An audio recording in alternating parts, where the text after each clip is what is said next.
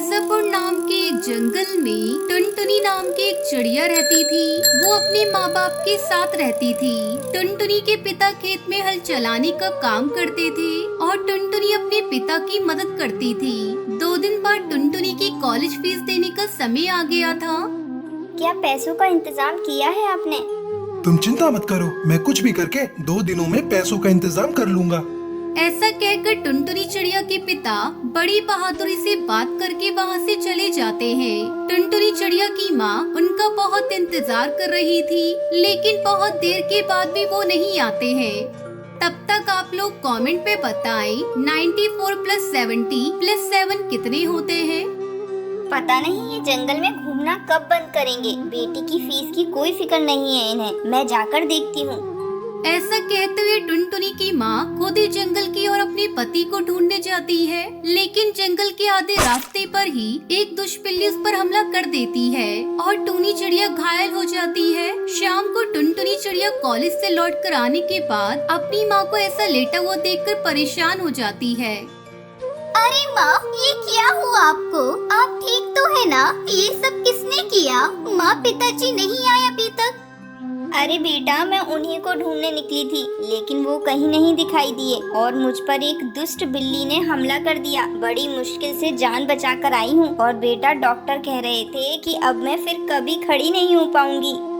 अपनी माँ की बात सुनने के बाद टुनटुनी को बहुत दुख होता है और इतना सब होने के बावजूद भी आसपास उसके पिता कहीं पर भी नजर नहीं आए। परेशान टुनटुनी अपने पिता को हर जगह ढूंढती है। हरी काका, क्या आपने पिताजी को देखा है कहीं पर? वो अभी तक घर नहीं लौटे हैं। हाँ बेटा, आखिरी बार तालाब के पास से गुजरते हुए देखा था। टुनटुनी चिड़िया सीधे तालाब के पास जाकर देखती है। वहाँ पर पानी में डूबकर मरे हुए पिता की लाश उसे नजर आती है। अपने पिता की लाश देखकर टुनटुनी चिड़िया बहुत रोती है। तभी भूरा कबूतर वहाँ आता है और टुनटुनी चिड़िया से कहता है, कुछ पक्षी कह रहे थे कि वो एक चिड़िया के बच्चे को बचाने के लिए पानी में कूदे थे। बच्चा तो बच गया, लेकिन वो नहीं बच पाए। पर पिताजी को तैरना ही नहीं आता था। तुम में से कोई और क्यों नहीं गया पानी में? हम में से कोई भी उनके जितना बहादुर नहीं था। हमें माफ कर दो।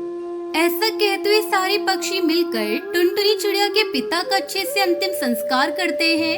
2 दिन बाद हर अखबार में टुनटुनी चिड़िया के पिता के बारे में खबर आती है। वो देखकर टुनटुनी चिड़िया कहती है, मुझे लगता था कि अखबार वाले हमेशा बकवास खबरें ही डालते हैं, लेकिन सुबह के अखबार में कुछ अच्छी बातें भी होती हैं। ऐसा कहते हुए काफी देर सोचने के बाद टुनटुनी सुबह उठकर अखबार डालने का काम करती है। टुनटुनी हर जंगल और हर घर में घूमकर अखबार डालती है और जल्दी से काम खत्म करके अपनी माँ का ख्याल रखती है। तेरा कॉलेज का क्या हो गया बेटा? तू कॉलेज नहीं जाएगी तो कैसे होगा? स्कूल और कॉलेज में जितना सीखना था सीख लिया माँ। मैंने जो सीखा है उस पर काम करने की बारी है। आप चिंता मत कीजिए। मैं सिर्फ अखबार नहीं डाल रही हूँ, अखबार लिखकर बेचने की भी कोशिश कर रही हूँ। टुनटुनी चिड़िया अखबार डालते हुए अखबार के लिए कुछ लिखकर भेजने का काम भी कर रही थी, लेकिन उसकी कहानियों को अखबार वाले मौका नहीं दे रहे थे। एक दिन कालू नाम का एक कौआ टुनटुनी चिड़िया को अखबार डालते हुए देखता है और उससे कहता है, मैं तुम्हें 2 साल से अखबार डालते हुए देख रहा हूँ और तुम अपनी कहानी भी लिख रही हो। मैं एक सेठ को जानता हूँ, तुम चाहो तो अपनी कहानी उनके अखबार में छपवा दो। वैसे भी उन पर अभी कोई कहानी नहीं है। ठीक है कालू भैया, मैं अपनी कहानी देने को तैयार हूँ। अखबार वाले को कोई खबर न मिलने पर वो टुनटुनी चिड़िया की कहानी को अखबार में छपवा देता है। सभी पक्षियों को टुनटुनी की कहानी बहुत पसंद आती है और फिर कड़कनाथ से टुनटुनी चिड़िया को एक अच्छी नौकरी भी देता है।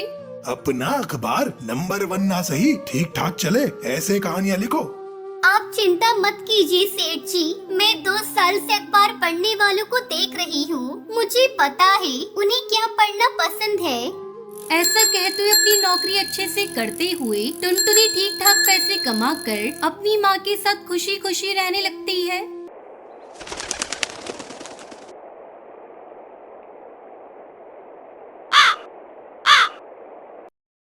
चंदनवन जंगल में टूनी और टुनटुनी नाम की सास बहू रहा करती थी।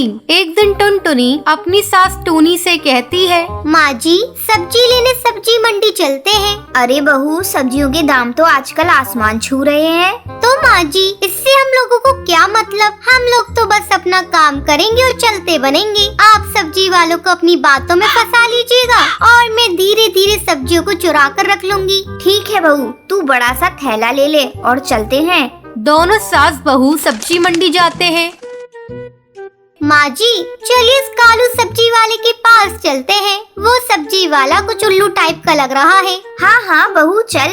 सब्जी वाले की दुकान पर पहुंचकर, भैया ये लौकी कितने रुपए किलो है? 50 रुपए किलो माँ जी।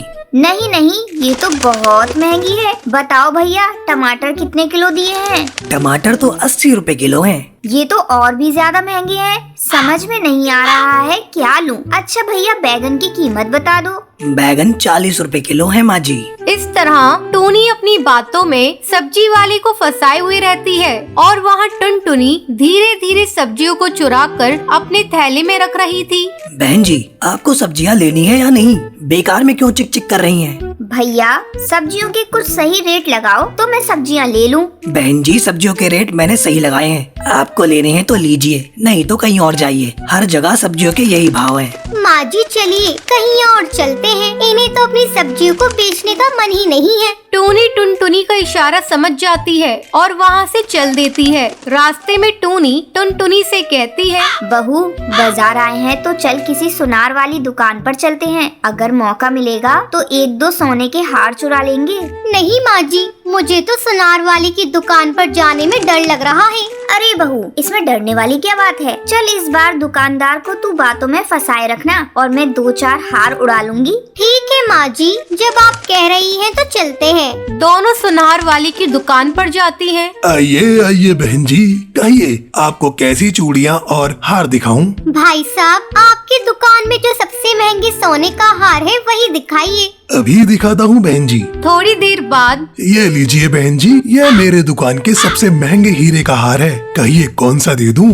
अरे भाई साहब थोड़ा रुकिए, अच्छे से पहले देख तो लूं। हाँ हाँ देख लीजिए। वो दोनों हार देखने लगती हैं। अचानक टुनटुनी की सास टूनी दुकानदार से पानी मांगती है। भाई साहब आपकी दुकान पर पानी मिलेगा क्या? मुझे बहुत जोरों की प्यास लगी है। बहन जी मैं अभी आपके लिए पानी लाता हूँ। जैसे ही दुकानदार पानी लेने के लिए जाता है, टुनटुनी और टोनी एक एक हार चुरा लेती है। तभी दुकानदार पानी लेकर आता है। ये लीजिए बहन जी पानी। लाओ लाओ भैया, काफी देर से मेरा गला सूखा पड़ा था। टूनी पानी पीकर, भाई साहब आपकी दुकान में बड़े सुंदर हार हैं, लेकिन लग रहा है मेरे पर्स में इतने पैसे ही नहीं हैं कि मैं इन हार को खरीद सकूं। मैं कल आकर इन्हें ले जाऊंगी। ठीक है बहन जी जैसी आपकी मर्जी। फिर टूनी अपनी बहू टुनटुनी के साथ घर आ जाती है।